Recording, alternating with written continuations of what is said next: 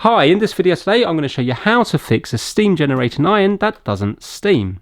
So right now the iron itself is red hot, the steam light is on down here and there's water in the front, yet it doesn't matter what setting I put it on, it won't steam. Luckily it's a really common problem and I've come across it quite a bit, hence the reason for the video. And it's not just Morphy Richards, the same problem will happen on loads of other brands. Let me take it apart to show you. So we're going to turn it off and we're going to unplug it.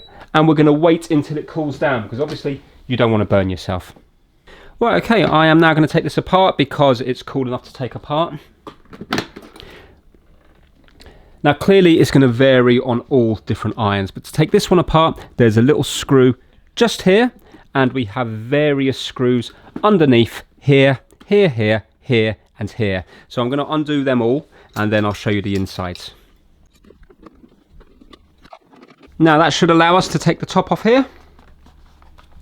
Be careful on this one, there's a little cable here, but I'm not going to undo that because I don't need to. And also I'm going to undo a screw here and here just to take the purple sides off. And I'm taking off the tubes at the front.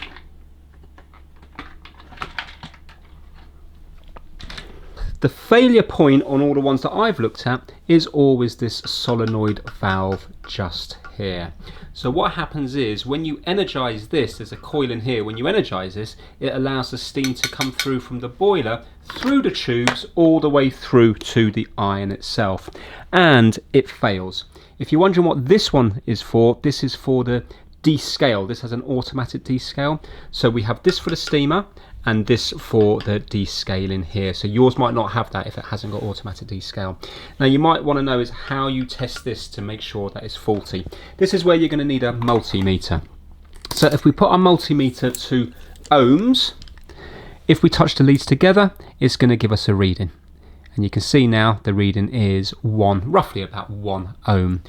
If this is completely open, meaning the same as the leads not touching against anything, it means it's failed. So I'm going to go across the probe here and the probe here where the two wires are connected.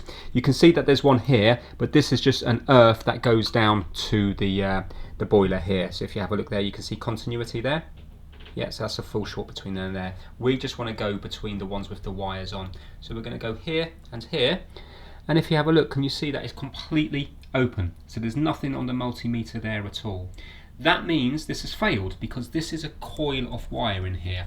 Now I've got a working one here. Let me show you what it should read. So you can see that this is the same here. We have 2 contacts here. And check this out. If I go between here and here, you will see that we do have a reading.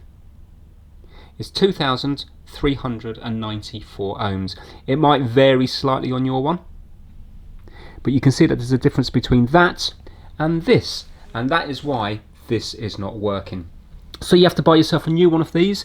On this particular one, it's written down here, there's a little model number up here and it says JYZ3, but again yours will be different depending on the model you're dealing with. If you've got a problem with the descale, there could be a chance that this one here is faulty. This is a different number again, this is JYZ-5. So you've got to go with what you've got. Now when you buy them, it probably will come with the actual valve part itself, but I'm not going to change any of this. I'm not going to take apart this out of here. I'm just changing the coil section of it, this black section here. So let's do that now. So take a picture so you know which way the wires go. I'm just going to undo these. On these ones here, there's going to be little tabs that you have to press in just to undo these. I'll show you that in a minute now. Obviously I'm unplugged when I'm doing this. There we go. So there's little tabs that you just have to press in here. It's hidden underneath the heat shrink. That releases it from here. They normally click into place. So let's do this one as well. There we go. And now we need to take the valve out. So we're going to have to undo this big nut.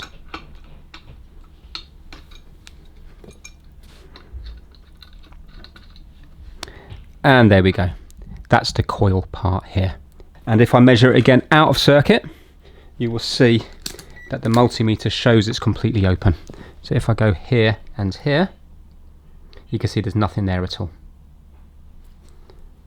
So that's a nice easy way of checking whether the part's faulty. So we're going to put the working one on the same way that the 41 came off.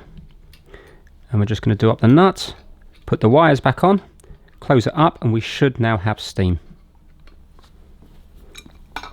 You can buy these from places like Amazon and eBay.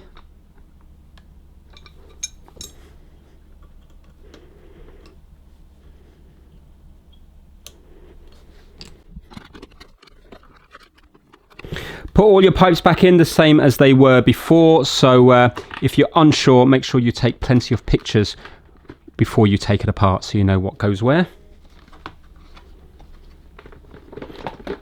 And I'm just going to do all the screws up everywhere, and then I'll show you it steaming. Right, we're back together. Put the water back in, plug it in, turn it on, and let's see after a few moments whether or not we have steam. Okay, a few minutes later, and we've gone to solid here, so now let's give it a go. Yay!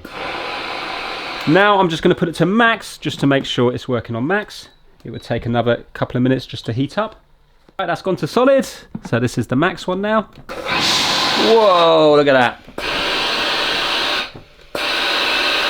Fantastic. So there you go, you can fix your £200 iron by spending £20 and 10-15 minutes off your time, and it saves you spending extra money, and it keeps it out of landfill as well. So I think it's well worth fixing, and it's nice and easy to test by using a multimeter. So there we have it. If you enjoyed this video, give it a big thumbs up. If you fixed yours in other ways, for example, you could have a button up here which has gone faulty, or there could be other things, but the ones I've looked at all point to this one here. But add them down to the comment section, because you'll help other people out who are trying to fix their steam generator irons. Thank you so much for watching.